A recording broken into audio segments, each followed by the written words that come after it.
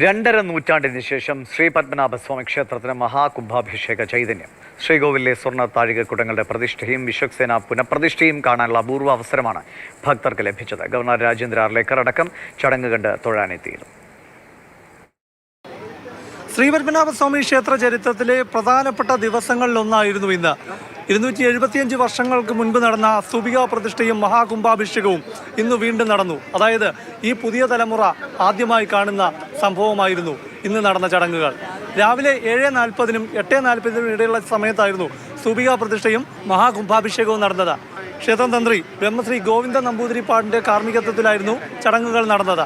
കേരളത്തിലെ ആകെ നിന്നുള്ളവർ, തമിഴ്നാട്ടിൽ നിന്നുള്ളവർ എല്ലാവരും തന്നെ ഇന്ന് ഈ സ്തൂപികാ പ്രതിഷ്ഠ കാണുന്നതിന് വേണ്ടി എത്തിയിട്ടുണ്ട്. എവിടുന്നാ വരുന്നത്? ഞാൻ എറണാകുളത്തിൽ നിന്നാണ്. പക്ഷേ എൻ്റെ 2 കൂട്ടുകാരുണ്ട്. അവർ കർണാടകയിൽ നിന്ന്, ബാംഗ്ലൂരിൽ നിന്നാണ്. അവർ 3 ദിവസം ഇപ്പോൾ ഇവിടെ ഉണ്ട്. അടിപൊളിയായിട്ട് നമ്മൾ എൻജോയ് ചെയ്തു. ഇന്നത്തെ ദിവസത്തിൽ ആ പ്രത്യേകത 279 കൊല്ലം കഴിഞ്ഞാണ് ഈ സാധനം വരുന്നത്. ഇനി അടുത്ത 270, അതായത് 2 തലമുറ നമുക്ക് കിട്ടൂല. അപ്പോൾ അതിൻ്റെ ഒരു ഭാഗ്യം ഞങ്ങൾക്ക് കിട്ടി. 200 വർഷങ്ങൾക്ക് മുമ്പ് നടന്ന ഒരു ചടങ്ങിന് 71 വയസ്സുകാരനായി എനിക്ക് സാക്ഷിയാകാൻ കഴിഞ്ഞൊരു മഹാഭാഗ്യമായിട്ട് കാണുന്നു. അകത്ത് കാണാൻ കഴിഞ്ഞായിരുന്നോ? അകത്ത് കാണാൻ കഴിഞ്ഞു. വളരെ സന്തോഷമുണ്ട്. മഹാഭാഗ്യമായിട്ട് കരുതുന്നു. പതിവായിട്ട് വരുന്നത് 40 വർഷമായിട്ട് ഡെയിലി തൊഴിലുകൊണ്ടിരിക്കുകയാണ്. ഇത് ഈ സംഭവം കാണാൻ സാധിച്ചു.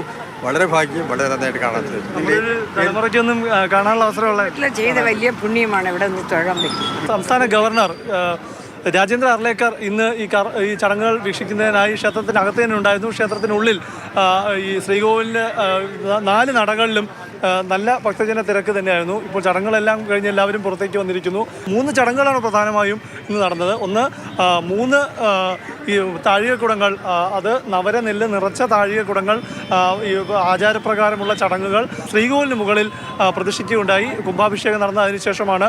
ഒപ്പം തന്നെ ഒറ്റക്കൽ മണ്ഡപത്തിന് മുകളിലും ഒരു സ്വർണ്ണ താഴികക്കുടം സ്ഥാപിച്ചു.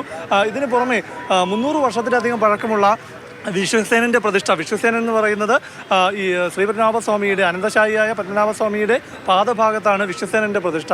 പത്മനാഭസ്വാമിയുടെ വിഗ്രഹം നിർമ്മിച്ചിരിക്കുന്ന കടിശർക്കര യോഗ കൂട്ടുകൾ അത് ഉപയോഗിച്ച് തന്നെയാണ് വിശ്വക്സേന പ്രതിഷ്ഠയും പുതുതായി നടത്തിയിരിക്കുന്നത്. ഒപ്പം തിരുവമ്പാടി ശ്രീകൃഷ്ണസ്വാമി ക്ഷേത്രത്തിൽ അഷ്ടബന്ധവും ഇന്നിപ്പോൾ നടക്കേണ്ടത്. അങ്ങനെ ഈ 3 ചടങ്ങുകൾക്കും സാക്ഷ്യം വഹിക്കാൻ കഴിഞ്ഞതിൻ്റെ മഹാഭാഗ്യമായി വിശ്വാസികൾ കരുതുകയാണ്. ക്ഷേത്രത്തിന് പുറത്തും ഈ പടിഞ്ഞാറൻ നടയിൽ പ്രത്യേകം സജ്ജീകരണം ഉണ്ടായിരുന്നു. അകത്ത് നടക്കുന്ന ചടങ്ങുകൾ കാണുന്നതിന് വേണ്ടിയുള്ള സൗകര്യമുണ്ടായിരുന്നു. അങ്ങനെ ചടങ്ങുകളെല്ലാം കണ്ട് ആത്മനിർവൃതിയിലാണ് ഭക്തർ ശ്രീ പത്മനാഭസ്വാമി ക്ഷേത്രത്തിൽ നിന്ന് മടങ്ങുന്നത്.